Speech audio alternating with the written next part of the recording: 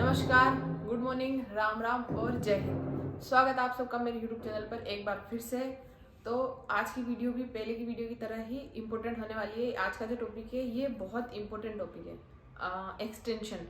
अब बहुत सारे बच्चों को पता ही नहीं होता है कि हमें जब हमारी जॉब लगती है या फिर हम ऑलरेडी जॉब में हैं और हमारी नई जॉब में सिलेक्शन होता है तो एक्सटेंशन जैसी भी कोई चीज़ होती है। तो चलिए हम एक्सटेंशन को डिस्कस करते हैं अच्छे से।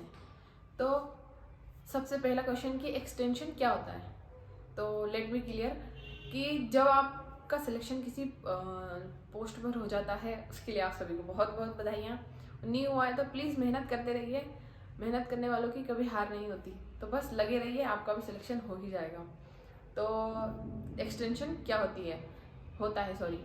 तो एक्सटेंशन मीन्स कि जैसे आपकी जॉब लगी और उन्होंने जो आपका अपॉइंटमेंट लेटर आया है उसमें मेंशन किया है कि आपको इस महीने की 25 तारीख तक ज्वाइन करना है, but you are not able to join.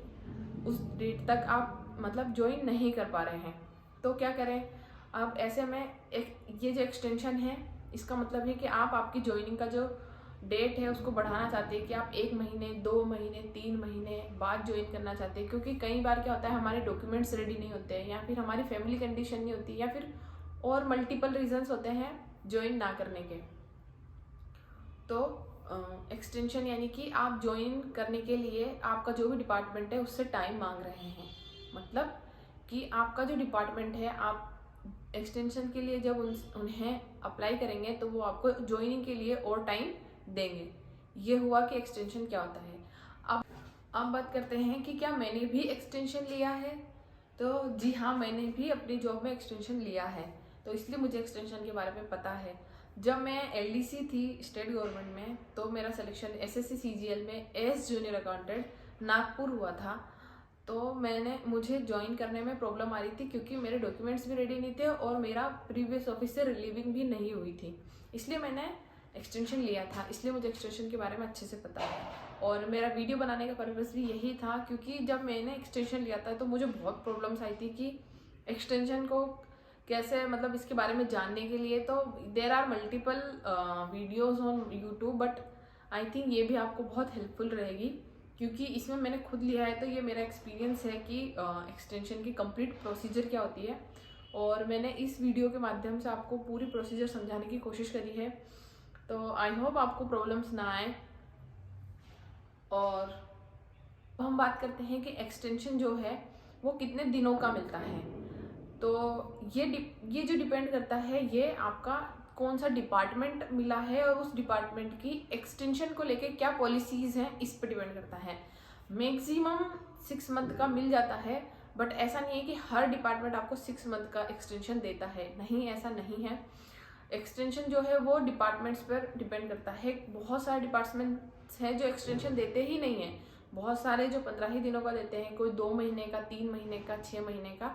तो ये डिपार्टमेंट पर डिपेंड करता है। जैसे कि एक केस हमारे घर में हुआ था, मेरी बड़ी बहन मेरी दीदी का सिलेक्शन हुआ था तो पुणे में एसएससी सीजीएल के थ्रू ही, बट उन्होंने वहाँ से एक्सटेंशन लिया था क्योंकि वो ऑलरेडी एक जॉब में है। तो उन्होंने वहाँ से एक्सटेंशन के लिए अप्लाई किया था। तो वहाँ वो जो डिपार्टमेंट है उन्होंने एक्सटेंशन के लिए साफ साफ तौर पर मना कर दिया था कि हम एक्सटेंशन किसी भी कंडीशन में नहीं देंगे। फिर भी मेरी दीदी ने उन्हें फैमिली कंडीशंस के बारे में बताते हुए अगेन अप्लाई किया। तो उन्होंने मैक्सिमम 15 डेज का एक्सटेंशन दिया था और उसके बाद उन्होंने जब वो एक्सटेंशन का जो लेटर था उसको हमने बाय मेल भी भेजा था और बाय स्पीड पोस्ट भी। तो वो जो डिपार्टमेंट था ना उससे जो उनका रिप्लाई आया था वो बाय मेल भी आया था और बाय स्पीड पोस्ट भी आया था। तो उन्होंने दोनों में ये मेंशन किया था कि आपको 15 दिन से ज़्यादा एक्सटेंशन किसी भी कंडीशन में नहीं दिया जाएगा और अगर आप 15 दिनों में ज्वाइन नहीं करते हैं जो आपकी पोस्ट है उस पर, तो ये जो आपकी वैकेंसी है इसको हम मतलब एलिमिनेट कर देंगे। तो ऐसा है कि ये डिपार्टमेंट्स पर डिपेंड करता है कि आपको कितने दिन का एक्सटेंशन मिलेगा। और एक्सटेंशन मैंने खुद भी लिया है। जब मैंने एज जूनियर अकाउंटेंट में नागपुर में ज्वाइन करने जा रही थी तो मेरे डॉक्यूमेंट्स रेडी नहीं थे, तो मुझे एक्सटेंशन चाहिए था। तो मैंने भी 10 दिन का एक्सटेंशन लिया था। तो एक्सटेंशन मिल जाता है। कितने दिनों का मिलता है ये डिपार्टमेंट पर डिपेंड करता है। ये आप जब आपका अपॉइंटमेंट लेटर आता है तो उसमें जो भी डिपार्टमेंट आपको मिलता है उसका जो वहाँ पर करस्पॉन्डेंस करने के लिए जो भी एड्रेस या फिर जो भी फ़ोन नंबर या ईमेल दिया हुआ होता है उस पर मेल करके, कॉल करके, या फिर आप स्पीड पोस्ट के थ्रू कोई पोस्ट लेटर भेज के पता लगा सकते हैं कि उस डिपार्टमेंट में मैक्सिमम कितने दिन का एक्सटेंशन दिया जाता है। ये हुई कि कितने दिनों की मिलता है। और अब बात करते हैं कि इसकी प्रोसेस क्या है, कैसे एक्सटेंशन हम ले, अगर हमें लेना है तो पहले तो आपने पता लगा लिया कि हमारा डिपार्टमेंट एक्सटेंशन देता है या नहीं देता है। नहीं देता है तो यू हैव टू ज्वाइन, और अगर देता है तो इसकी प्रोसेस क्या है। बहुत सिंपल है, कुछ नहीं है। उस डिपार्टमेंट की मेल आईडी पर आपको एक मेल करना होता है कि ड्यू टू सम रीज़न, आपका कोई पर्सनल रीज़न होगा या फिर कोई हेल्थ इश्यू होगा या आपके डॉक्यूमेंट्स रेडी नहीं है या और कोई रीज़न होगा, देयर आर मल्टीपल रीज़न। तो आपको उस ईमेल में सब कुछ सच सच मेंशन करना होगा और आपको उनसे रिक्वेस्ट करनी होगी। तो और वो मेल आप उनको भेज दीजिए। मेल के अलावा आप वही सेम मेल स्पीड पोस्ट से भी उन्हें भेज सकते हैं। और ये रही आपकी, फिर जब वो उस जो आपका मेल है वो आपको आपकी ज्वाइनिंग डेट, जो ज्वाइनिंग की लास्ट डेट है ना, उससे पहले पहले भेजना है, ताकि वो उसे पढ़कर वो उस पर जो भी डिसीजन ले वो आपको बिफोर ज्वाइनिंग की जो लास्ट डेट है उससे पहले पहले वो आपको बता दें। तो वो आपको जितने भी दिन का एक्सटेंशन देंगे तो वो आपको बाय मेल इन्फॉर्म भी कर देंगे और वो आपको बाय पोस्ट भी भेजते हैं। मुझे भी सेम ऐसा ही था, मुझे उन्होंने बाय मेल भी इन्फॉर्म किया था और बाय स्पीड पोस्ट भी उन्होंने मुझे बताया था। नेक्स्ट आता है कि